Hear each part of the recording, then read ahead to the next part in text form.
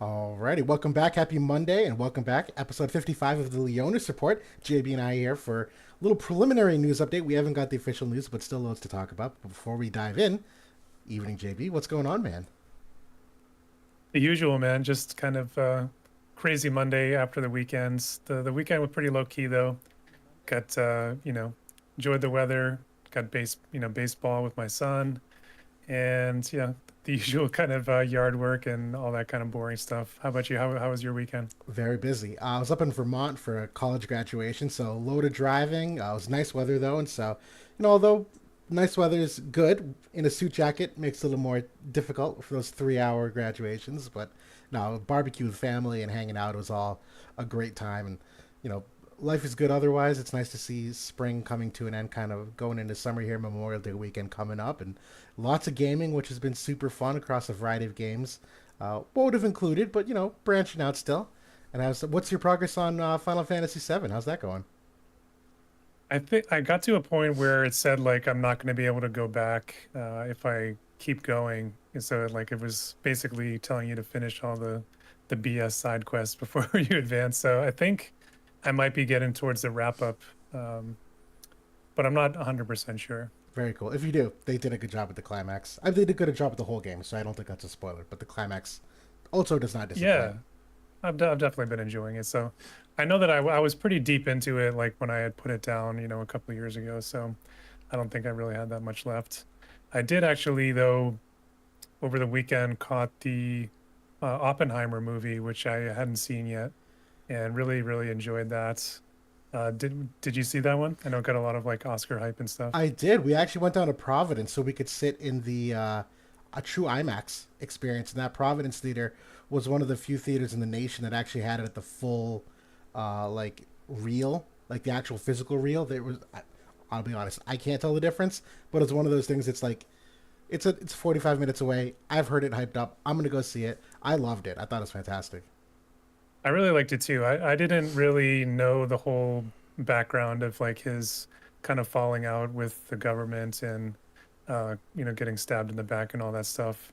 So it was really interesting to kind of learn that stuff. And then I kind of went down the rabbit hole and looked up online and read about it. So yeah, really well done movie though for folks out there that maybe haven't caught it yet. Yeah, yeah. If the Oscar hype didn't convince you, hopefully JB and I can. We're well respected film buffs. Right, absolutely. But we do have, I don't want to call it a light set of content, but we know exactly what's coming in. It's Kadaj. He's going to be announced, the new water katana unit coming in here. So we're going to do a little bit of initial impressions on him. We're going to talk a little more about katana as a class and just see where he fits. Obviously, we know more about Sephiroth and his vision card too, to say how's that class looking overall. We have the Tifa vision card, which we've all been very excited. That's also coming out. We have 4 different limit break upgrades to go over. Some of them notable, some of them, yeah. Ice Gilgamesh also announced, who everyone's very excited for, being the first unit after the collaboration, kind of seeing where the Gumi went in terms of game balance. And then we do have a Q&A to talk about older game or older units in the game and what we're predicting and hoping and thinking for how they might address it. But it's going to be fun, and a shout out to Moderately Apathetic who just joined in, and to anyone else who joins too. Thank you guys for being there per usual, and those of you watching the replay again Monday 9 p.m. Feel free to hop in too. We'll take questions and comments live all day. But Kadash, I'll let you get the ball rolling on some preliminary thoughts here because we've had loads of discussion about him and the Howl Discord server, our guild server. He's here now. Anything changed? What are you thinking? What's rubber hits the pavement? What's the thought? I mean, at this point, he's been sort of the punching bag of this collaboration in the debates. Um, I don't know. He's for me of the all the next generation units that have been released thus far, and I think we're up to 7 now, including Gilgamesh. He is the worst, I think, out of all of them. And on the one hand, he is one of just 290 costs, right? It's just him and Tifa, so innately he's not going to be as good as the 100 cost units, so that coming in at the benefit of having a better pull rate, if you're if you get lucky. So I mean, in terms of stats though, in terms of like his position in the game, he's going to be in that katana group. So another slasher, another water slasher. I do really like him from a guild raid perspective. So that is one sort of thing that's enticing me to pull him. Beyond that, though, he's very weak to dispel. I think that is sort of the crux of my issue with him, where a lot of his utility is baked into his self buff and not on the individual skills themselves. Oh, And I did, and yes. I did think that, you know, I was confused a little bit with the direction of the utility on some of the attacks as well. Like if you think about the job 25, he gets the 100% hit chance there, which okay, that's great, but he's already hyper accurate. He's got like the accuracy passives, he's got the hit chance in his attacks, he's got the great innate stats. I would have liked to have seen a different effect there rather than giving him a sure hit, because he's already going to be one of the most accurate units in the game. Um, I think for one of those valuable effects that you're getting on on an attack, that seems like a wasted one to me. So I don't know. The buff is really nice. He gets 6 different effects on it, but half of them can be dispelled like that. And you know, we've talked about it before. Dispel has come back in a big way. You did a whole video on it as well. And that's what kind of worries me about this unit is, you know, all of that utility can be washed away. And, you know, a lot of the good things he can bring to the fight can be sort of disabled. Yeah, I completely agree, and I keep trying to emphasize this. Anytime we talk about the strength of that unit relative to 98% of the units in the game, he's exceptional just by the nature of him being new. So when we say he's a below average, or maybe I'll say the word he's a bad unit, he's not. If you pull him and you're trying to use him, and depending on your rank, he's going to be fine for what you'd like. But when you talk about right now, where you are getting so many good units consistently, you are running lower Viz levels because of the Hollow Vision cards, the nature of the 100 cost units, and what they take to pull. That you talk about like return on investment, saying how widely applicable is this unit. I think he's far more niche than some of these other units. And more than anything, I don't think he adds anything to say like, oh, he's the missing piece. That he is that perfect addition to it. Where there are a couple things that I see where they're going, and I'm going to highlight these bottom 3 effects here because on hit effects are not dispellable. So this 15% damage done, it applies it to enemies. The minus 20% crit rate applies to enemies, and the dispel AP restore, all 3 of those are actually fairly decent in terms of survivability tools for the team, because obviously those enemies are going to hit all 3 of you, and it's not just Kadaj. So I still think there is some value there. It's not awful, but the dispel AP restore, we see a lot of Win Veritas TMR at the moment. There are a couple units that already have similar effects, even if not popularly used. It's not like he's the only one with it.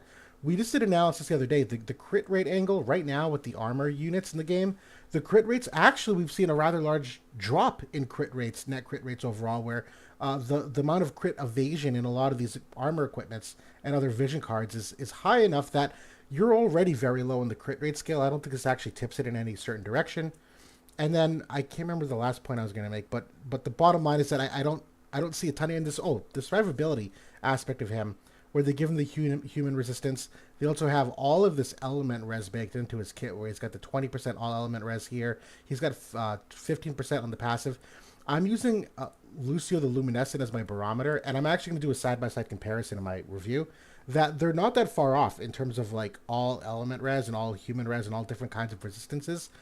And Lucio is not unkillable. Like you can certainly bring them down, and Kadaj has the same problem, that there's no any innate health restore or anything. So it's not this like year 1 whisper character who is going to stack all these resistance. You just can't kill them. Like no, you can certainly still kill him rather easily. His HP is a little bit lower in some of those units. I don't know. Yeah. I would argue that he's very killable. Yeah. Very easily killable. Yeah, there's no barrier. More so than you would expect. Right, he's got the re-raise, but no re-raise protect other than Dario if you're running him in the Katana team. Yeah, but I'm sorry, continue. I think that for the short term, he's actually going to be fairly valuable if you do pull him, with Sephiroth coming in and a lot of people kind of shifting towards some fire units in the. Sephiroth is an outstanding fire unit, and he's, a lot of people are going to pull him and be playing him at all levels of the game. So In the short term, I can see a very nice value for him shifting into a water team with Glassy and kind of giving you multiple people who can debuff the opponents and increases survivability through debuffs. I think that is kind of one facet to his survivability. And then obviously he's got that select 2 barrier break, also pretty nice. Sephiroth has that barrier break. So if you do pull him and you also grab Sephiroth, they can also be teamed up together. They're both Katana units. So I see that kind of short-term value there for him. I just don't, my problem with him is that we're getting all these 100 cost units. They're all very good. And these fringe units, you know, it's hard to consider that value over the long term when you look at them. And you know, as we get more and more of these 100 cost units, they're going to start these more fringe units start looking worse and worse. We saw that same thing happen last year. You know, if you could go back and not pull Resol, if you could not pull Rugia, if you could not pull Amnelis. Of course, you know, some of those units came back later, like Howlet, like Amnelis, but over the course of last year, a lot of these units ended up being bad and really not played because we had those top dogs that people reincarnated that just sort of, you know, shaped the meta, and these other units unfortunately didn't. I don't think that Kadaj is a meta shaper, and sure, if you like him, if you're a water player, grab him. There is some value there. For the average player, I think that he's a skip. I agree. Oh, a major thing, and I'm sorry because we don't want to beat this dude up too much because we'll give the wrong impression. Because to your point, he is going to be great in the short term. I think there's nothing wrong with pulling him if you use him in the short term. One of my big problems is this giant buff is a double buff, meaning if a teammate walks into his zone that he hasn't applied this yet, he will apply it a second time, which is a major AI killer. And the thing that I've always kind of like really dug the dagger and deep on him with is a lot of these units that have these double buffs, and the two that come to mind are Wing Sterne and Faris, like 2 high quality units, but their main buff is it's tricky because it'll double cast. Is at least with those units they have passives for agility and move +1, so that at least in your team building from an AI perspective, you can have some flexibility with the turn order of who goes what when and who moves forward, and is the move +1 enough to get them in reach of another teammate or not. Like, so you have that element of choice, and Kadaj you don't. And he is actually innately decently fast from a base agility perspective. There's no passive though to increase it, so you're just kind of stuck with whatever agility value he gets to, and you're just go to like changing your Esper at that point for agility, maybe taking off the agility stones, and that's never a good choice either. So that's like one thing that I know when you look at all of these new units in terms of how easy they are to plug and play. That's something that goes against him because all of a sudden you get the wrong map and the dude's just not usable because the map doesn't allow for the buff rotation. You know what I mean? Like that doesn't feel good. Yeah, I mean, I think that's the only thing that actually gets passed off in that buff is a physical man killer. So, I mean, there's ways to kind of get around the double buff. You know, if the third unit in your party also has man killer up, he will actually ignore that and not try to kind of pass that on. I don't know, you can do things with the shifting of the way your team moves and things like that. For like the average player though that you know doesn't know those tweaks and doesn't mock and sort of just throws the units in there, that's where I think they'll feel that pain of the double buff. And him being such a high, he actually 64 base agility. It's one of the highest that we've ever seen. Right. I think only Nivlu has higher than that. His total agility is not as good though because he doesn't have the passive, but still 64 base agility is notable. He's going to be one of the faster units on the field when everything's said and done. Also very accurate. I mean, there are some nice things about this unit. Like I was saying before, he's got one of the higher accuracies that we've seen come along as well. His base attack actually highest in the game, 470, even higher, a few points higher than Cloud and Sephiroth for that matter. What? Yeah. Really? His innate attack comes back to Earth, but his base value is technically the highest that we've seen thus far. I must have done my math wrong on my. Huh. That is a fun fact. I did not know that. 236 and 234. Oh, I typed in the wrong number. Okay. Thank you, JB. That'll help my character review tomorrow. Yeah, no, there's certainly things to like. Actually, I'm glad you brought up the accuracy angle one more time because I did want to still talk about that part of it. It's the need of that, the need for accuracy is non-existent at the moment for me because there are a lot of accurate units. So this isn't even like a niche that he has. Tifa is the most accurate unit like in the game, and Ashenmont and Joom are exceptionally serviceable in terms of hitting any kind of current evade. Sure, maybe if a new evade unit gets released, maybe Kadaj is the guy that has a, I don't know, what, 10% higher hit chance, or I guess maybe more because the hit rate chance here. But yeah, you get the point. There isn't a need for this like hyper accurate unit because we got a lot of those right now. And like the main one being used in the meta, which is Halloween Lucio, he doesn't have guaranteed hit avoidance. So, you know, characters like Cloud that have an amazing one, guaranteed hit can get to him. Even Kadaj here, like I said, he has that job 25 guaranteed hits. Same kind of deal. So yeah, I will eventually see an evasion unit, and Tifa and Kadaj maybe are notable characters at that point, but I agree for the time being, it's not as much in our purview. Yeah, yeah. Because at the end of the day, we have a limited amount of Viz.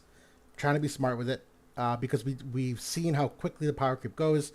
Now we are in fourth anniversary. We really can't predict the future. We can attempt to, but from an advice perspective, trying to err on the side of caution and not mislead for the long term, particularly as we get influxes of new players here too, where people are coming in for this collaboration. That I would never want to give the impression that pull Kadaj is great and you don't get your bang for your buck because there are other amazing things coming into the game. I'm sorry, let's pause. We're going to talk about Katana. I don't want to forget about that. Actually, I want to make one final point here on Kadaj and Tifa for that matter before we turn the page here. I just wanted to say, like, these 90 cost units, they have like some old tech for their survivability. Tifa's got her barrier, Kadaj has the re-raise. Neither of them have any way to protect those statuses. That's something that they've been more free with on 100 cost units. So I kind of think of these guys automatically as the sidekicks in those situations. You can't really use them as a carry unit when they're not able to protect their main source of survivability. Somebody can come in and just wipe that away. So yeah, just one sort of trend I've been seeing so far with these 90 cost units in terms of those sort of main survivability plays. It's a really astute observation, quite honestly. Yeah, we'll call it a weakness, but when you have to rely on some kind of team synergy to accomplish your goal, it adds more complications. Again, it's the idea that these units aren't self-sufficient. It makes it a lot harder for the average player. If you don't have everything, you have to think a little bit more about it. Just not worth it. But as it pertains to Katana, because we have Sephiroth coming out also, we also have, we were going to talk about this later, but this is actually kind of pertinent now. We did get news on what the Sephiroth vision card is, which is a katana-oriented vision card. Also has two classes, Spear and Staff Devout, and Bow. All three of those classes, which, very popular for some periods of time last year. This is a great one, and you mentioned it before because it closes, I love your words for this, the holy trinity of agility, AoE, and unit res. That Spear and Katana have AoE and agility, but not the unit res. This one does it. So that overlap does complete it. So I'm really happy that you pointed out. So I'm sorry for stealing your thunder in that intro. But what do you think about this interesting card? That it was interesting that it was the last three cards that have been issued for Katana as well. Bam. Yeah. Bam, right in a row, setting up the whole Pierce team. But it's a good card. All the cards that have been coming out in this collaboration are bangers. Primary slot candidates, and a lot of like water is really making out for one thing on here. So like the Kadaj conversation kind of goes into that. Wind and ice. I mean, there's a lot of units on this card. We always like it when we have 4 job groups on there. Always get more units, more opportunities to use it. And if you're kind of skipping out on the units from this collaboration, I think our main advice is, throughout has been grab the vision cards if you can.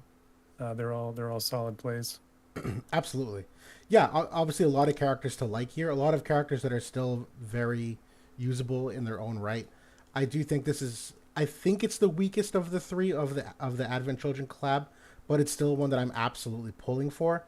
I do think it's a very solid and serviceable one for Katana, Spear, and that Staff Devout, obviously. There's a couple things I wish it's not a broken card by any means. 24 unit res is higher than average, but we are seeing a little more of the unit res crush in the game. But 24 is still very good. The 12 defense, we've talked about this.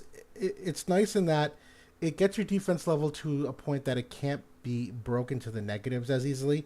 But we have not really seen that as of late. These big defense break characters, and even Kadaj's that he has, we didn't talk about it all. It's a defense crush, which means it doesn't actually ever go negative. It's just a percentage reduction. So I think that angle of the defense means a little bit less at this time. But I know we also didn't mention Kadaj does have a niche of very high defense where he has 8 on his weapon, 15 innately, another 12 from this card, not including anything from equipments, that he can get rather high. It's a nice synergy with Summer Glacial, to be honest, who can reduce enemy defense pen. That is a very strong angle. I actually think it's the strongest angle, quite frankly, to play him, not just mono katana. But I mean, it also works with Volke as well because he does the same thing this has the Pierce synergy there as well. So I forgot. yeah, that's another.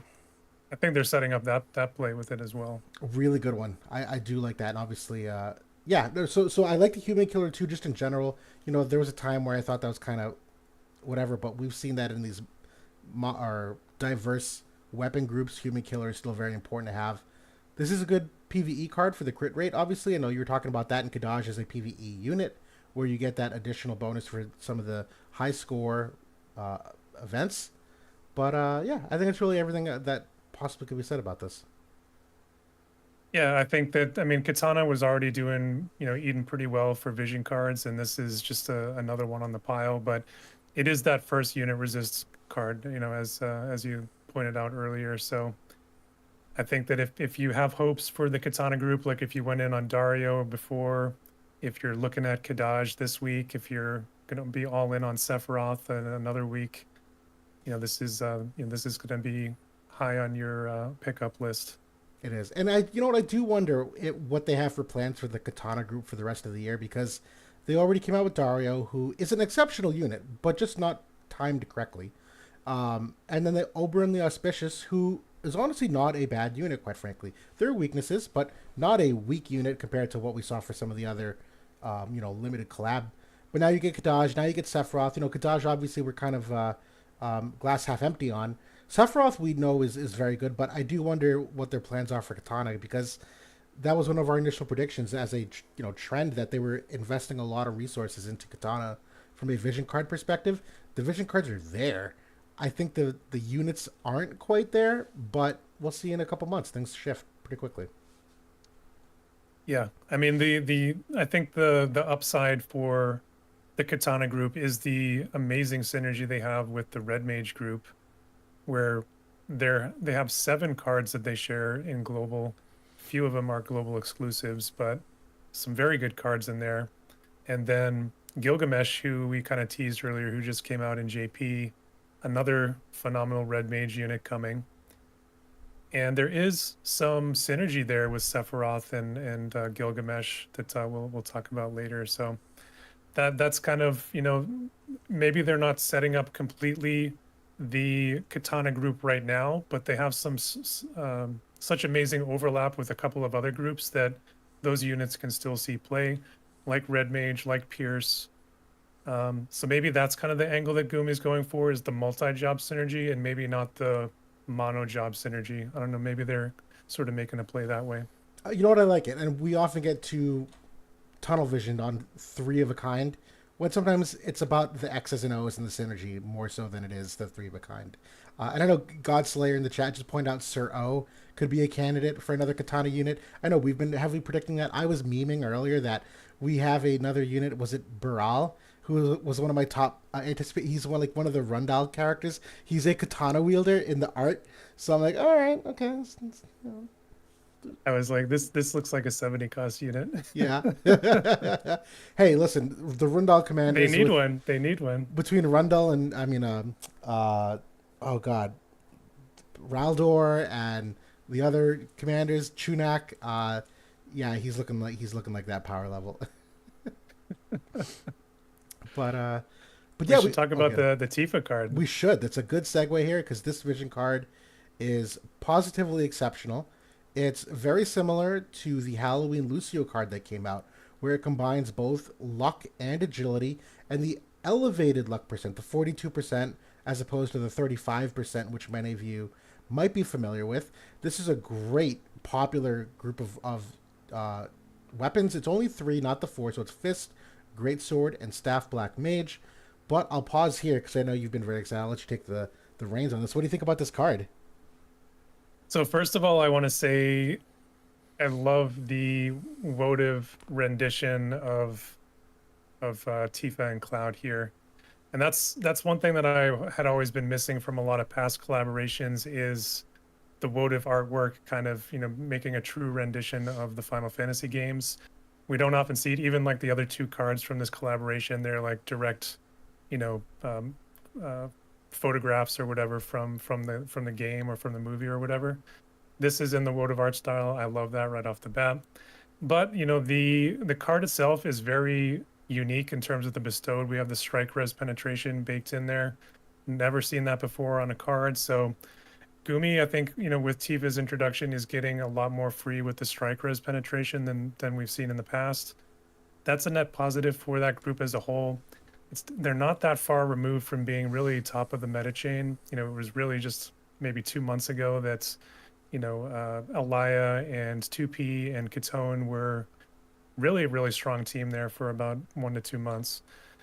But this is going to amp up 2P's power. It's obviously it's going to be great for Tifa if you're skipping Cloud and Sephiroth. Maybe you're just building the free unit. It's a great card for that Fist team in general. But the Greatsword, I think, is really what's probably making out the best immediately. They're obviously top at the moment. Huge accuracy here between the luck and also the Guild War effect. And then you can also potentially play some, a little bit of evasion, maybe against some of the less accurate units here as well. Kind of a hidden benefit. Absolutely. And I'll pause real quickly just to answer a quick question. Chris Metz had talked about in the chat. Do you think Staff Devout is getting pushed out by Staff Black Mage? I think as of late, yes, just because Vivi Helena, whereas Soul and some of the other Staff Devout units like Shalze and Emnilus have kind of faded. But I think that class has a lot of still like good bones there.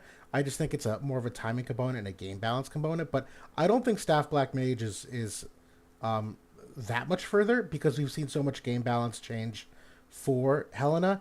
And I think as the longer the game goes on, the less they'll have to think about VV as well. It's kind of the nature of limited collab units that they don't have to balance around those collab units as long. But yeah, I figured I didn't want to leave that. I don't know if you have any quick thoughts on that either or not.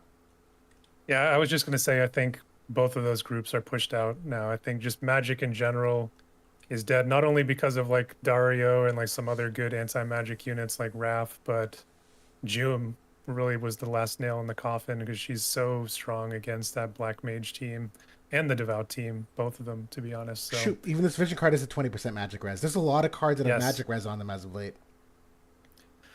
So yeah, I think that this can, for those folks out there in the great that are using Greatsword, that are using the Hio card, this can slide right into that slot. You can push Hio into your sub, and bam, get a huge accuracy bump. Very, very nice. Yeah, I mean, I love this. I think these are three excellent classes that, I haven't done enough to overlap them quite yet because you really haven't needed to. But we know that Mono Fist and Mono Greatsword are certainly viable. Mono Staff Black Mage, honestly, might be with Oldoa. We missed that train because JP had Oldoa, Vivi, Helena for a brief time.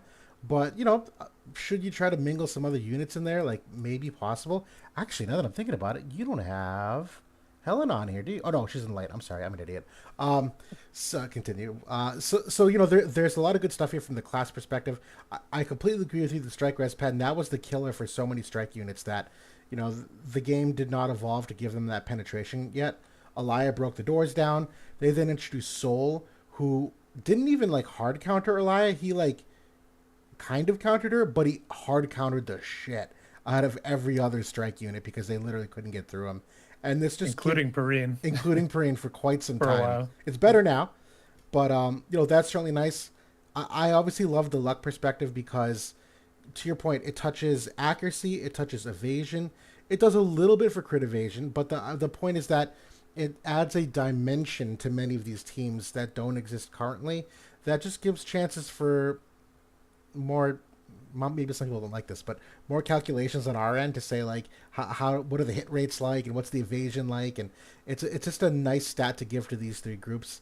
Maybe puts Greatsword a little too high on the chain because they're already eating so good that the fact that you give them a card like this, they're the best benefactors by far. Fist can't even compete even with this card. Fist is much better. It still can't compete to that level though. Um, but this is a can't miss card. I agree. And kind of to your point there about kind of the downfall of Strike or even the downfall of Strike with Saul. Tifa is kind of bridging that gap a little bit with this card, with her TMR, with the buff, the party buff that she has that Yep. can also kind of give you some avenues to get Strike Res Pen onto some other units. So I like it. I think that, you know, once I have this card and once I have Tifa done, I'm gonna play a little bit more with Strike to see. I feel like maybe there are some pockets that you could make it work. Like Alaya is still very strong against Jum. She can do a lot of damage against her. A2 has never been, you know, that good against Strike. You know, she was around when that Katone and 2P team was, you know, top of the charts. So I don't know. There may be some pockets where you can play it, but you know, I think, you know, the top of the pecking order is going to be Greatsword. I'm going to be using it mostly in that situation. Chris Metz in the chat, he was talking about Shalze kind of coming back. I don't see it personally, just because she is just gets shut out by Dispel, and that's like we were saying earlier. The Dispel units are everywhere. It's going to get even worse with Sephiroth because he's got a huge diamond that's like his preferred attack of that dispels as well. It just kills the, you know, all of those buffs right there, except for the protect. So Which gets easily dispelled by everyone and their mother. Like Cloud has remove protect on hit, Joom has it on her giant AOE. A lot of these follow up attacks, like Barts and other units, have dispel protect too. So protect is like uh, easily gone. This is like a yeah, yeah. I think like if you're looking for like a mage that's maybe playable right now in some situations, I would look at Veritas of the Water from the Devout group. We have Yes. some folks in our guild, including Will, who's been using this unit, and it's surprising, you know, if you set her up correctly, what she's able to do. So, I wonder if we have some of and the she's results only here. going to be getting better this week, and then once we finally get her weapon online, she's got some other things that she can do. Yeah, this was during. This is versus. Yeah, this is my team versus final boss, the number one ranked guild. This Water the Veritas team got two defends. Got cleared by overdose on one defend, but I know one of these times, yeah, against Asgard, was a three defend team with the Water. Very fun unit to play with. Yeah, and I'll echo your sentiment on Shalze. I don't think there's anything here because she was so buff heavy. Her heals aren't there. Her survivability has only gotten worse as time goes on. I don't ever see a comeback for her personally.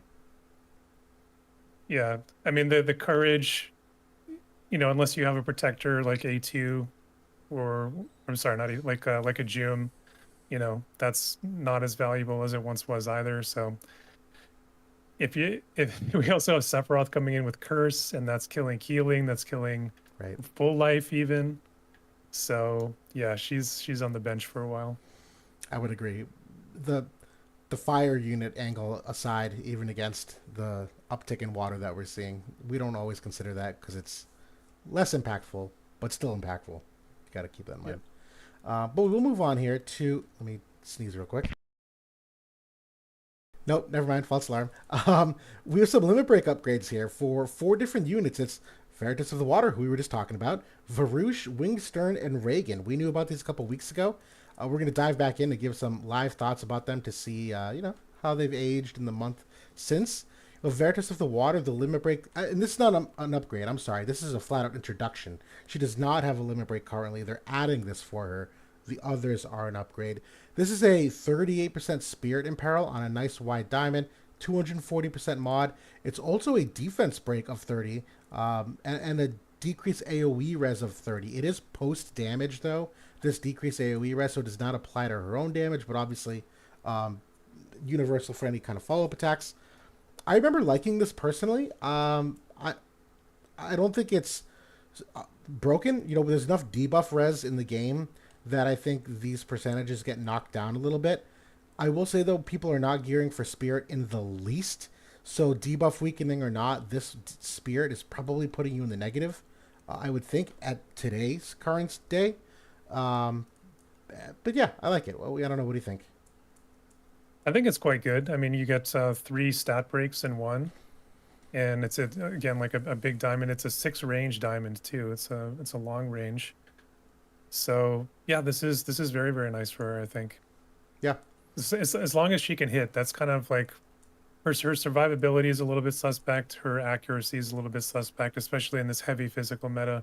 She is more of an anti-magic character, but I think like we said, you can surprise with her a little bit. She's got some nice abilities, and this is just adding another one into her tool belt. yeah, totally.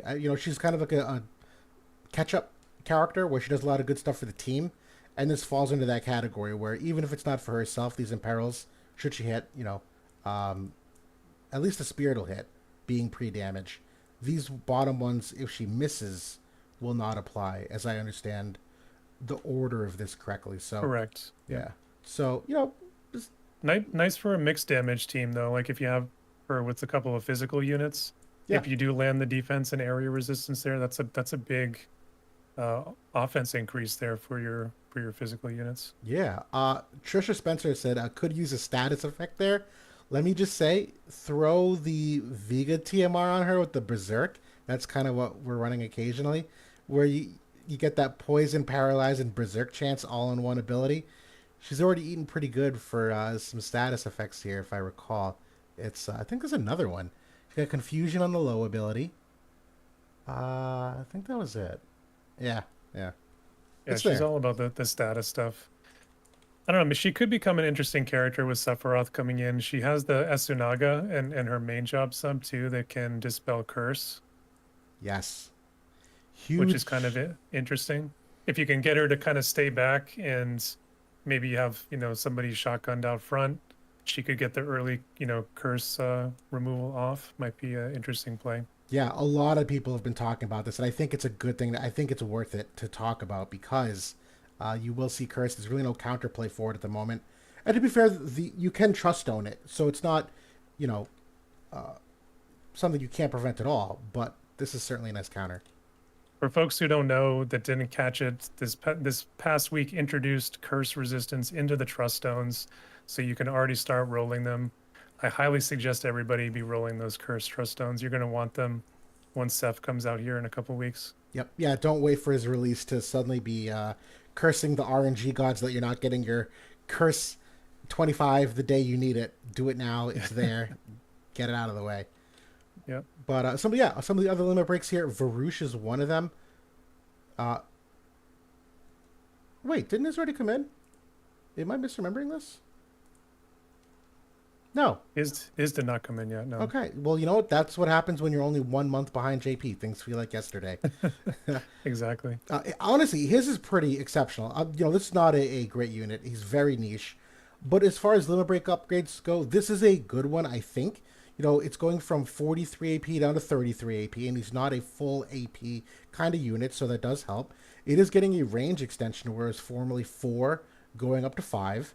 You're getting and it's only single target, so that is kind of one of the downsides, if you will, that, limited to one unit you can hit. But that unit 100% reduced counter chance. It's also an 80% unit res crush. That is officially the highest in the game. 60% is what we're seeing from the other units. So this is an 80% on that single target unit. You can increase the mod by 100%. I think, provided it's not an inaccuracy. If they have AP restore and or haste, which is very prevalent at the moment, either one of those, you're talking a 340% mod. It's also the 67% chance for paralyze, and it will dispel both AP restore and haste. Like, I think this is a stellar upgrade. I can't say that Varush is going to see any correlated use uptick with it, but I love this. Very, very like big tank busting potential there. Because I mean, in a lot of cases, I mean, I would say a lot of units out there are running either of these two statuses, AP restore or haste at any given time. A lot of times Mont is going to have both of those going at once. So I mean, it's very anti-Mont if he's able to really single him out. Obviously, that is going to be huge damage against him, especially with spirit scaling / attack that Varush is throwing out there. So I mean, I would love it a lot more if it was a select two, Right. you know, because Mont obviously he's not by himself on the battlefield. He's got Oldoa, he's got A2, he's got June with him. So that is the challenge for this unit and kind of getting around that. He does have the very strong barrier still with that does kind of 7,500 HP for all types of damage. Yep. But other than that, that's really all that he has. He doesn't have anything else, and he's more of like an anti-magic focused type unit. He's got big spirit and shell and things like this. So I'm not sure if he's going to be holding up to those current teams, to be honest. Although I do like this move. Yeah, I agree. This is like a niche arena play for me if you want to abuse someone in the right scenario. But either way, If you're finding, you know, if you're in a bracket that's, you know, got a bunch of people that have mono earth up on defense, 100%, you know, you can use Varush. yep. But if you're playing in brackets where people are delving into multi-elements and great sword teams and things, and you know, the mono earth is maybe more of an attack play, then you know, I'm not sure that Varush will see as much. No, I will echo that. And Wing Stern is also getting a limit break upgrade here, and I recall his being very good. I unfortunately don't recall the untranslated effect. Does that ring a bell to you? What this is? I want to say it might be area resist penetration, maybe, Shoot. but I don't recall exactly. Yeah. But regardless, you know, the rest of these, he already had haste and he had the physical damage. What he's getting is a dispel debuffs of self, which certainly is nice. It's also just well, all of them, but it's debuff weakening of 40% too, which helps with some of like the healing power down and obviously some of the imperils and whatnot. I remember liking this for one particular reason, and I can't remember what. I think it might have been the healing power down. That when he dispels debuffs for self, he will dispel healing power down, which means when he re-raises, he will re-raise with a higher amount of health. I think that was the angle that I was thinking about it with initially, but you know, regardless, I think it's a good upgrade. Obviously, getting the AP reduction from 49 to 39. Yeah, it's good. He Oh, generally gets this one off fairly early in the fight too. So that debuff weakening can potentially, you know, be pretty valuable for him as well. and yeah, I It's think KW just confirmed it's AOE pen. Which, if that's the case, AOE pen, fantastic addition to this. yeah, I think it's like 40% at least, maybe even 60. I can't remember the exact value, but yeah, I think that's a nice upgrade for him. And you know, with Cloud coming into the game, I know a lot of people have been dusting off their Sterns, and it's a good teammate for him. You know, so Yeah, I like this one. I completely agree. Yep. Raegen is also getting a limit break upgrade where, you know, his was formerly the big triple hit slash imperil. This too is getting a AP reduction. It's getting the healing power increase for self, which does affect his heal back. I know that's part of his. Just correct me if I'm wrong. I think it was. Yep, in his dream ability too. So you can't get any higher than 50, and so this is really to make sure that he can hit his 50 with that. But I think he does he absorb damage? No, no, just the heal back. So it helps the heal. Oh, chakra. He's got chakra in the subject. I knew there was another thing I was missing. That it doesn't get used often, but it gets used often enough. You know, people like to try to go for that play where you get that restore HP of 40%. This will greatly amplify the amount of healing there and amplify the regen per turn. Certainly fits into what he likes to do. And you get 30% absorbed damage done. I knew I saw it somewhere. 30% damage absorbed here. That will also be increased by the healing power. And then it's a reduced physical damage. I believe this is a barrier, though. It's not one of those damage percent down. And I don't know the Correct. untranslated effect, unfortunately. So that last piece, not sure. That's a debuff seal. So it seals the opponent's ability to debuff you, if I remember correctly. That's exceptional. Yeah. Wow. Okay. That's a significant Re- limit break upgrade. yeah, this is a really the one thing that I really wish they had done though is increase the range on this one. Yeah. Wish they had given it just one more range. Really good effects here though. but I think that he really could have. It really would have been nice if he could have got this off just a little bit earlier in the fight, I can see why. I would agree with because that he's too. limited to that 4 range, like pretty much on all of his attacks, Yep. including the limit burst. Yep. It is the, if he is in range of somebody, he will use this one. Like it's going to be the most damage with the, going to the XL mod and also with the slash res debuff. You know what? But Can I counterpoint that? I'm glad it's not. You know why? One of the hardest things about using the chakra is whether or not enemies are in range or not yet. He will frequently use the chakra if there is not people in range. And so if you give him that flexibility that maybe he can hit someone with the limit break where he couldn't formerly, and he doesn't use chakra instead when he could, that actually might kill some of his theory crafting niche that we always talk about but never see. okay, I can get behind that. Yeah, yeah. I think that's the angle I'd go with. But It's yeah, it's a good upgrade. Again, the the limit bursts for me at least haven't been hitting as hard as like the previous upgrades, like with the MAs and the job updates, just because they are like a one-time use ability. So it's like for arena or for like, free match stuff, great, but Guild War or like even like long extended battles, it sometimes are not as impactful.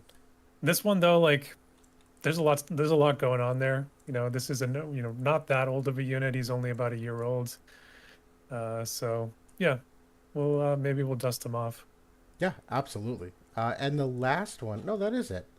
That's yeah, That's all of them. That's all Yeah. of them. Which brings us to the last two topics. We were going to talk about Ice Gilgamesh, and then a little Q&A that we came up with. And so yeah, Ice Gilgamesh released, or at least announced, a new 100 cost unit here. He is a sword red mage unit. He is of the ice element. There's preliminarily one of his big things.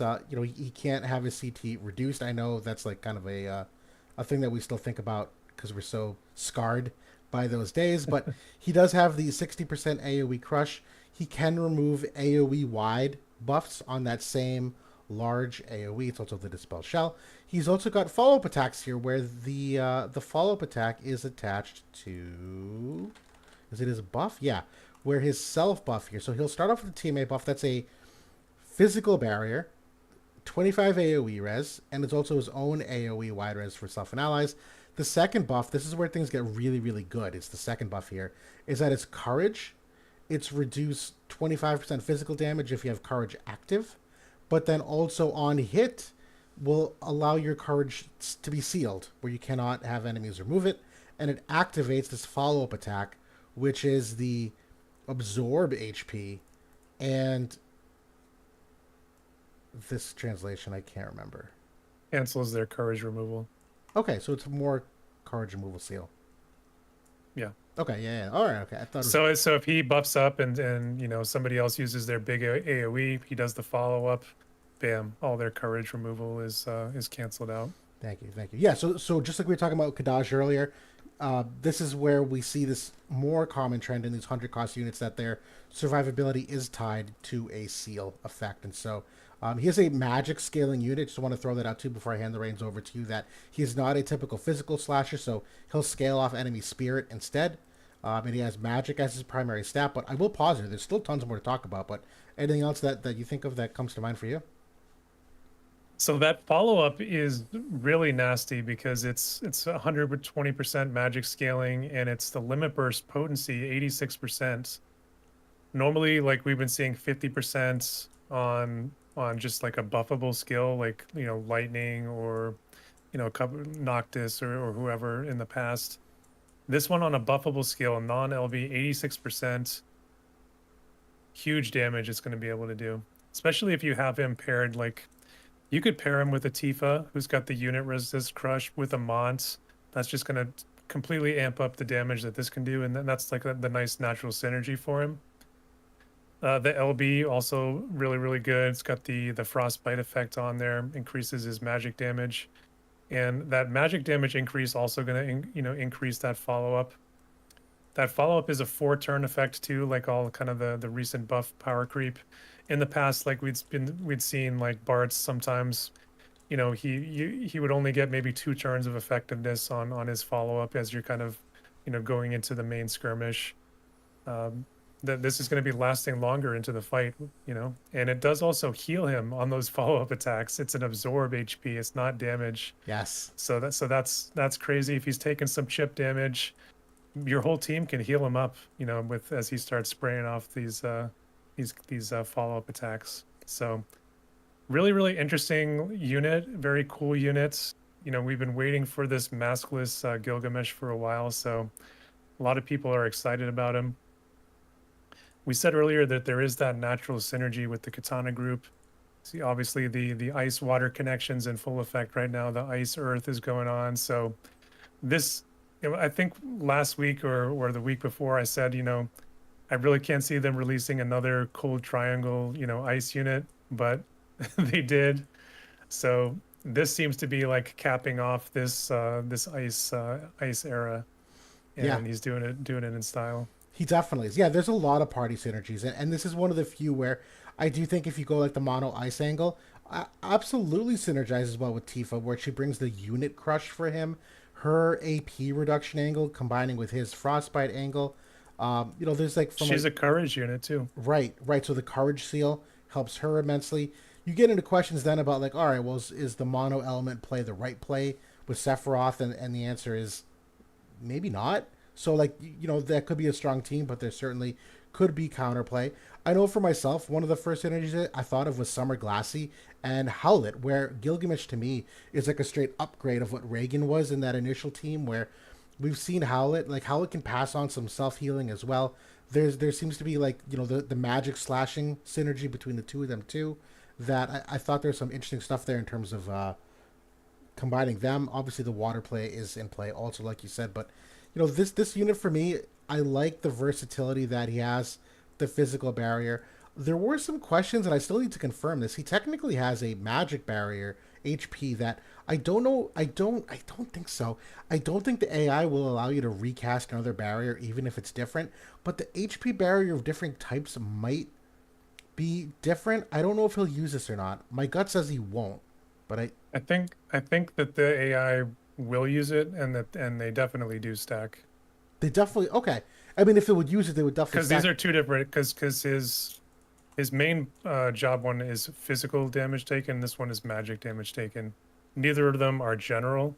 Like if you tried to put a general barrier, that would overwrite either of these. But You know what? That's what I'm these thinking have of. yeah, these have different status IDs, so Yes, thank you. they do stack. Yeah, and I love that thought where you get two different kinds of HP barriers. The thing that's nice about this is obviously the slash res pen, which he does have, I think 40 innately, so that'll put him up to 80. Sword Red Mage has a couple different sword slash res pen cards if you still wanted to go that angle. Um, oh, he also has this nice counter ability here that also absorbs damage done. So there's so much to this character that I think most characters should have at a minimum if we consider them the bar in terms of like some self sustainability. There's some special units like Cloud where that's not the case. I think that's more rare than not. Um, but this unit looks fantastic. Yeah, so I think like the thing that a lot of people are thinking at the moment is, you know, Sephiroth is coming as well. He's a fire unit.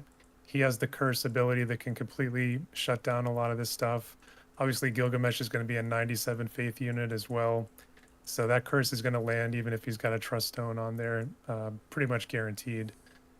So that is definitely a concern when you're kind of looking ahead. I do think though that, you know, he's got the frostbite. You've got, you know, AP angles that maybe you can shut down Sephiroth a little bit. Maybe get to him before he can even use the limit burst potentially if you play your cards right. You can bait the limit burst too. Technically, we've talked about that. Yeah, It's a square longer than the rest of his skills. yeah. You can shotgun a unit out and maybe have him use that first. It's an XL modifier, so he's going to prefer it in a lot of cases. So yeah, I mean, I think that they're obviously the early footage in JP is that he's been very strong, even despite a lot of fire being played, even despite Sephiroth being played. So we're getting into this we're getting mature enough into this new meta that, you know, there is counter plays coming into the folds even as the units are released. And that is kind of where the rock paper scissors starts coming into play, and that's when PvP becomes more interesting.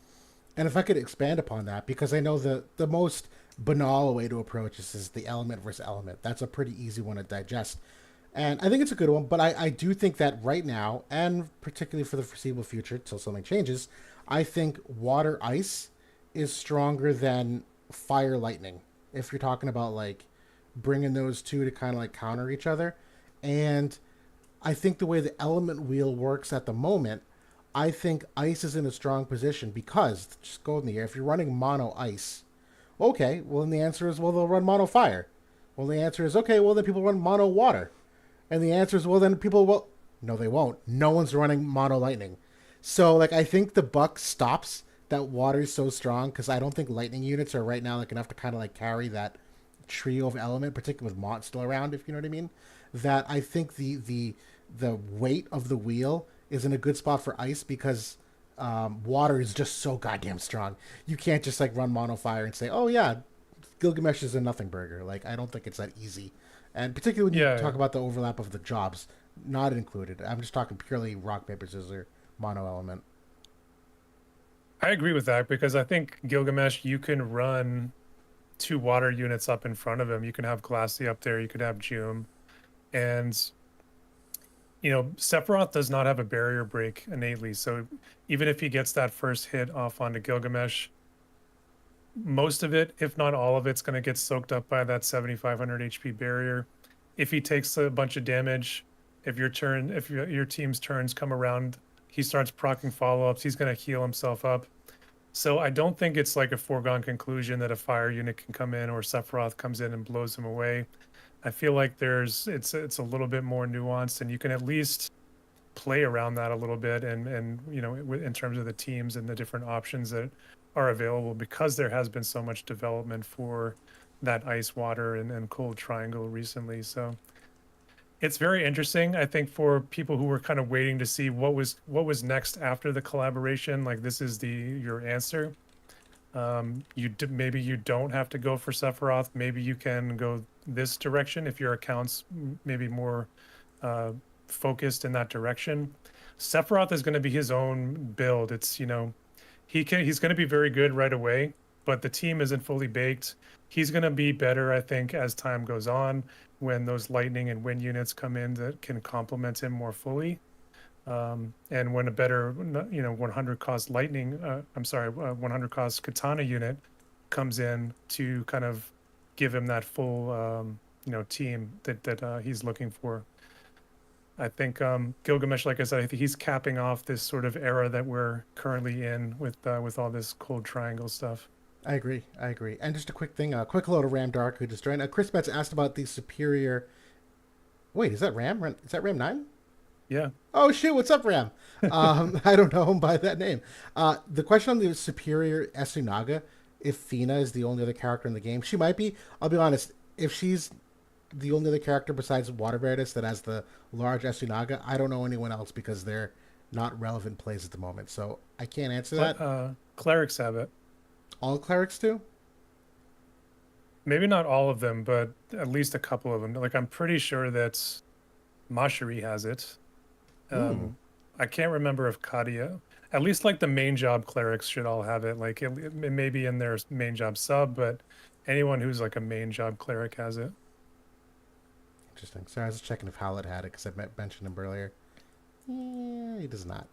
Yeah. Calamity Guard does nullify it though, so Oh, that is something that you can do with Howlet. I like it. Yep, Rose does too. Wow, I don't know. We'll figure out after. I don't want to get too diverted, but because I completely forgot where we left off. We were talking. We also might have the Vision card coming out next for Gilgamesh too, which obviously they stagger that. Your prediction right now? What do you think? I know you gave it. I'll give you the credit of that prediction. I mean, I'm sure other people are thinking it too, but I think we're finally going to see the Red Mage agility card, and my thoughts is it might combo with magic percentage or crit damage or something that might emphasize the follow-up attack. Ram in our chat was thinking maybe uh, uh, man killer potentially, but I was thinking we've seen quite a few different man killer cards for red mage. So personally, I hope it's not that, but it certainly could be. Yeah, definitely, definitely. And we're getting toward the end of the stream here. A couple Q&A things where we'll just kind of shoot the breeze and pass the ball around. I do want to pause before we get to our Q&A that we talked about, because Connorman just asked a question that I do think is a good question. That just wondering, with so much power creep, is you don't have to pull everything still making any sense. Like in recent Ashen King Realm Scourge, you needed either Joom or Ashen King to beat it. I'll I think there's like two separate parts. If you don't mind, I'll kick that off. On the latter half, in terms of like needing Ashen King or Joom, I don't know if one of those units falls under pulling everything. Those to me are units that everyone said should be must pulls. So I don't think they're the kind of character where like it falls into the category of like pull them because you have to, or I'm sorry, pull them because you're supposed to pull everything. No, you're supposed to pull them because they're the absolute best. So I think that example of needing them for that PVE matchup is a little bit unique because you can't say the same thing for any of these Advent Children units. You couldn't just take like 4 clouds, I don't think, and just go do that. I don't think that's possible. You couldn't take 4 Tifas. Maybe you could. Maybe I'm speaking out of turn. But I don't think you have to pull everything. I think you have a core group that you build from. I still think there are some must pull units if you want to run that group, but I don't think it's a pull everything kind of situation. That's just me. Yeah. What do you think? I think you could be getting by without King Mont right now. Yeah. I think you could be competitive even at the top of the game without Mont. You would need Joom though. You need a next gen unit at this point. Right. Enough of the player base has shifted over towards these units that in order to compete, you need at least one of them and build it, a good team around them. So that would be like you need some sort of aura tank. If you didn't pull Oldoa, you could have easily skipped Oldoa if you had Classy. She is actually, in my opinion, the better of the two at the moment. So I mean that's kind of my thoughts on it. I've seen people competing just fine without Mons. And the likewise, you could have gone for Mons if maybe you were more onto that Earth side of it and skipped Joom. And I think Mont and an Aura tank works very well as too. Yeah. No, I completely agree. I mean, like I said Joom and Ashen King were must pulls. Cloud to me, was a thumbs up, but I don't think he's a must pull. Tifa, I'm recommending don't build for most people, quite honestly. That was my recommendation. Kadaj, I'm saying don't pull. Sephiroth, I think only makes sense if you already have the stuff built for him. If you have no Katana units and have really done nothing for fire, he's going to be good. He's a next gen unit, but you're going to miss a lot of the bones of what's going to make him a meta unit. So, like, unless you've already prepped for that, I don't think it's just the unit itself. Yeah, I think there's lots of pick and choose still. I think what we've been seeing, or at least some of the trends we've been seeing over in JP, is putting the super units together and having your Joom, Mont, and Sephiroth all together. And that's you can run that play. It's going to work. But the further we develop into this meta, 2 weeks from now, 3 weeks from now, a month from now, when a couple more units are released, that's not going to work anymore. It's purely working on power creep at the moment. And people that's they're people that are pulling all those units, they're going to have moved on to other more advanced teams with those newer units, as the weeks go by. So I don't know. I agree. You don't need to pull each and every unit. You can target and be more selective, and I think you can get by just fine. Yeah. Well, and then you physically can't pull every unit unless you spend like an exorbitant amount month over month too. So, if that's what separates you from the cream of the crop, I think that's an okay time to give up if you think that spending as much to keep up with them. I wouldn't recommend that for people that aren't comfortable with that. So, a couple might do that, but I think we're going to outsmart them pretty quickly here. But yeah, so we'll keep going on here. The last Q&A, this is one that we were really talking about, was a big kind of hypothetical conversation in the Howl Discord, was talking about how this new generation of units has moved the bar forward so far, how we are being a little more overly critical because we don't know the exact speed and, what they're going to introduce from a game balance. Tomorrow there could be, they brought Curse in, they could have a whole new, like, seal or, like, mechanic. We have no idea. Right? They introduced auras like that. We had no idea. Like, so anything can change. So the one thing we do want to think about though, and we were talking about, is as we get all these new units, what happens to our older units? Are they simply unplayable? And so far, we've kind of unofficially said yes. Like, it's not that they're unplayable. We won't go that far. But it's very niche and hard for them to compete when people are using some of these next gen units. It's not all of them, but it's most of them. And so this is more not a conversation of the meta power creep, but talking about what we can do to catch up those older units. If Gumi decides to go that way, we hope they do. I don't know if there's any other context you want to add to that, JB, before we kick things off. I think that's pretty well said. I mean, even just that conversation we were just having, it's all kind of around this overall change to the balance, overall change of the game. Everybody has felt and noticed it over the last couple of months. Is it overdue in some ways? Yes, but at the same time, we had already been feeling some of that power creep from the 4th anniversary already, and sort of dealing with the after effects of that, like Helena coming into the game and sort of the power of that unit already did feel like a jump in many ways. And then here we are, a few months later, we're taking another big jump. So I think a lot of people are sort of wondering to themselves, is that just the new status quo now, where every 3 months we're going to have to shift up the power creep to wipe out all the old units so that people buy and sort of bring in a new set to play with? And if that's how they're going to decide to run it, maybe this is a complete tangent from what we wanted to talk about, but I felt like I just needed to say my 2 cents here. I feel like, the people that actually spend on the game, 3 months turnover of a complete turnover is what I should say, is too fast. It's too much for anyone. So I hope that we're not going that direction, because I think that's going to be a quick run to the bottom for this game. Hopefully, and then I've said this the whole time, I don't mind a complete meta reset, because for one thing, stale metas are bad for everyone. The game gets boring, the PvP is stale. For the other reason why a meta reset is a good thing is because that is the perfect time to bring in a new player.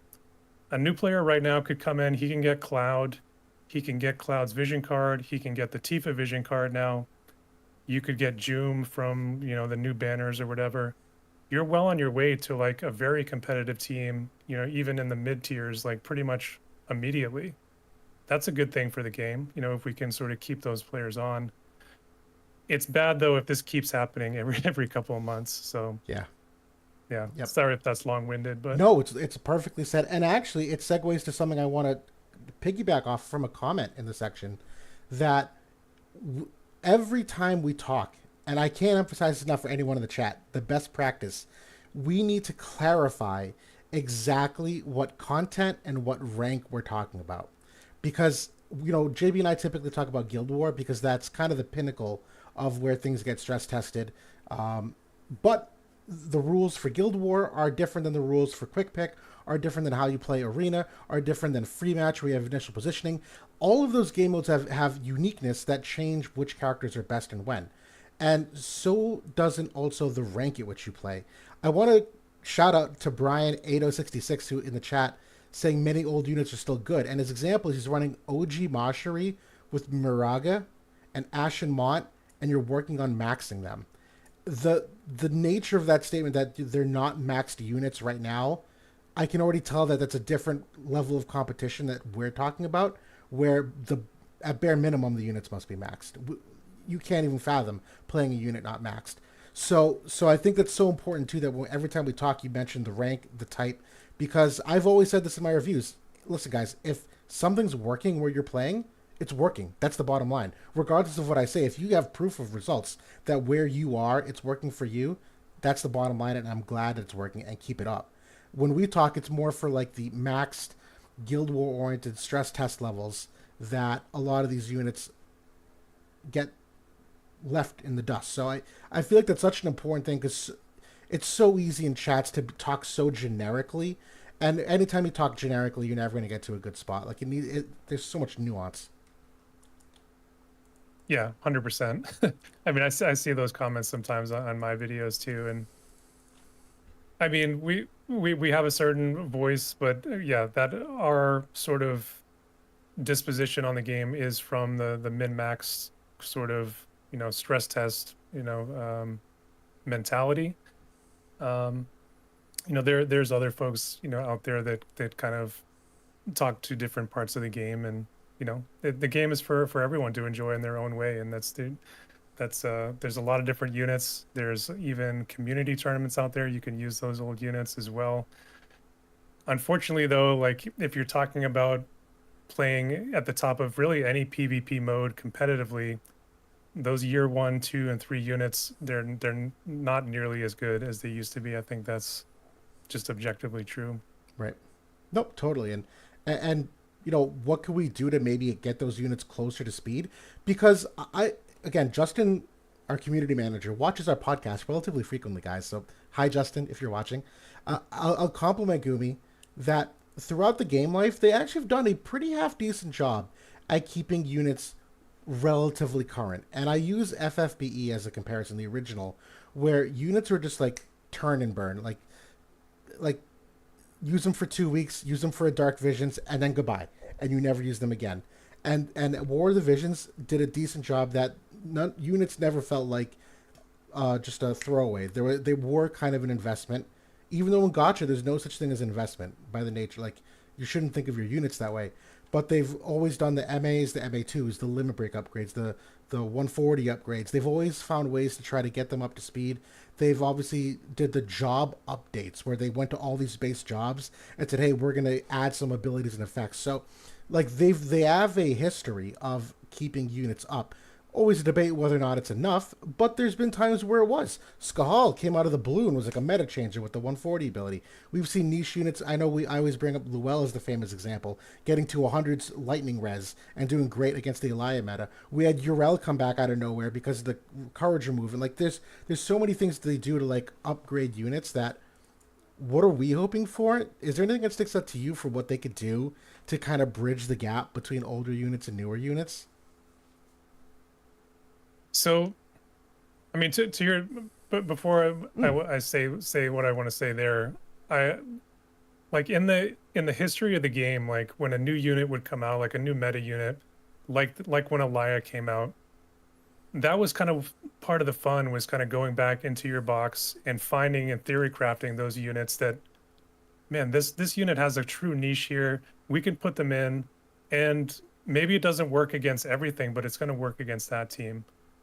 I feel like that is extremely hard to do with the old units right now, Yeah. with the level of power creep that we've jumped up to.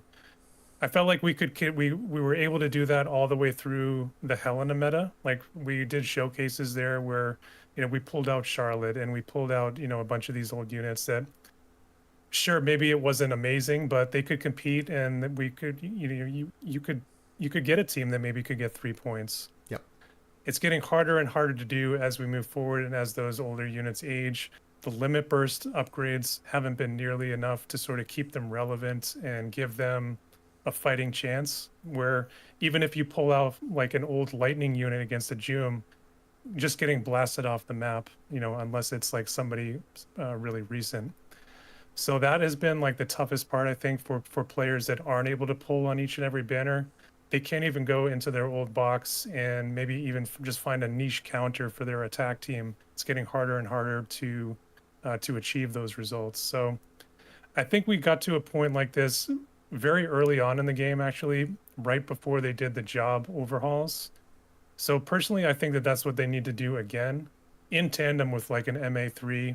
It needs to be like a couple of upgrades at once, I think, for it to really culminate into something interesting. Yeah. Yeah, I completely agree. I mean, MA3 is the easiest, I think, because they've obviously set the precedent with MA2s. Like, all right, now's the time for the next gen of whatever. And some of the MAs worked, some didn't. I would guess that most of these don't work if they were to MA3, unless they change their strategy and how much they gave them. But I do think that's a But very viable way to do it.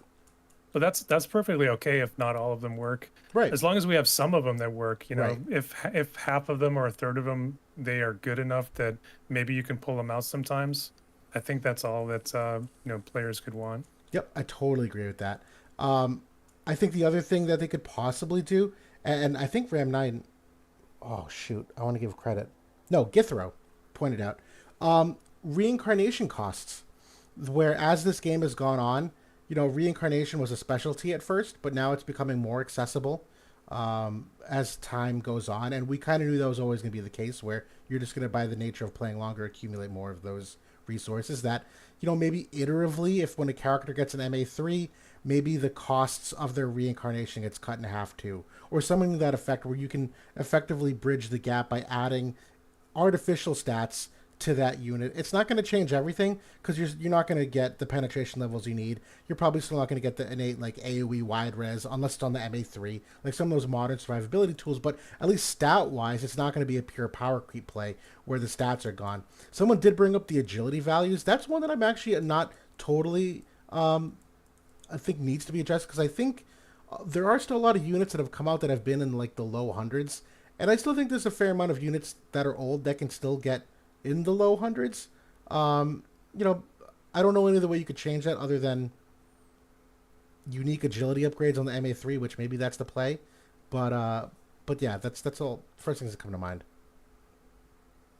Yeah, I think that like if all the old units got a Veritas style reincarnation where you all you needed was 200 shards and 400 scrolls or 200 scrolls or whatever, and they were done, just 10 laps. That would be I think a nice buff, not only for like the fun factor where okay you can work on some of those old favorites and it's not costing you an arm and a leg, but then to your point, maybe that allows them to compete a little bit better as well. Yeah, totally. I mean, there's some good recommendations to here about cost type content where they can artificially skew the unit selections. The only downside is that they have to actually adjust the unit cost, which I think can get kind of dicey. But if they're going to go back and analyze the character and what a good MA3 is, I'm sure in that same conversation they can evaluate what an appropriate cost is. That I don't think it would vastly change a lot of things. Again, it might change like the pull rates, and there might be some trickle down effects that we as casuals aren't considering. That operationally it adds challenges, but at the very least, MA3s I think is a good start. And job upgrades, I think, because there's a lot of passives on those jobs that stink that they didn't upgrade. And there are some abilities which certainly could get like some minor penetrations added. Some really anything. There's lots of things they could add to it. The list goes on. Yeah. I think this is like one of the biggest jumps in power we've had where there hasn't been like a look back on the units yet. So I hope that they're going to get to that here soon, because like the longer and longer that it goes on, especially when you consider that their sort of MO has been to really slow play those upgrades and kind of Right. do it over the course of a year. Like if we go another year and like a year from now Frederica is getting an MA3 that gives her 10 missile attack and 10 lightning attack, or some really mundane thing, it's like okay, thanks for the MA3, but it didn't really change anything. Yep. It's got to be, I think, a little bit more pertinent and a little bit faster than maybe they've done in the past. Yeah. Absolutely. Absolutely. But that's it for now. I will say the last point, I had considered other stuff in terms of like Esper equipment, trust stones. The only problem when you touch something like that is that they also rising waters lift all boats. If you increase equipment, your meta unit's going to get that same equipment increase. So it's not necessarily like a relative strength in some instances if everyone can have access to it. That's why I think the MA3 is kind of like the tailor-made way to go about it. The same can be said for the job upgrades. Maybe you aren't, accidentally upgrade a job upgrade of like a meta unit, and you have problems there too. Like, Tifa has the Lancer sub. Maybe the Lancer they bust, and all of a sudden Tifa like does something weird. Um, so that's that's why I hesitate to do like a job wide balance change. I mean, we have seen some of the equipment come through that gives some like fairly significant buffs to old jobs. So I hope to see more of those. Those have been some of my favorite ones. That's actually a good angle. You're right. That the new equipment items they've specifically given for the job, so I will give you 10 points for that. And we're gonna end here soon because that's all the topics. But Chris just brought up a question. Think 64 agility is the new minimum for units. I don't know. I need to analyze that. I don't know the number off the top of my head. 60, 64 base or innate? Because 64 base is like the fastest in the game. I don't think that's. I don't think that's the new minimum. Like once we got beyond like the very first year of the game, agility has been pretty consistent, I would say. I mean, it has trended up slightly, but even with the new units, like they're a little bit faster, but not overly so. I don't think it's like agility is not really where the big power creep is happening. No, no. And if you even go back to the last meta we had, or not last meta, but if you go back to Helena, where are you? Like Helena, Vivi, this whole meta, Soul, these Slower. units were slower. They were not. They were like low 100s, maybe 113 at the highest. Um, and honestly, at the end of the day, I think most of the agility comes from the espers, which we've got a ton of fast espers. So I don't think that's the case anymore. Where it's just like one, and you got to stick with it. But the vision cards, like bestowed agility effects, underratedly inflate a lot of these units' agility too. That I don't think the innate agility is as big of a factor anymore. Yeah, it's not that hard to get most characters into that 110 to 120 zone if you're using all those things in conjunction. It's just a little bit easier for some of these newer units to do it because they have the passives and they have like the strong innate agility on top of it that they can even go higher. Like the Great Sword team, they can get 125 to 130 with their passives. So Right, the agility passive is the biggest thing in my opinion of tier. You're in just a different tier if you don't have an agility passive. That's the bare minimum.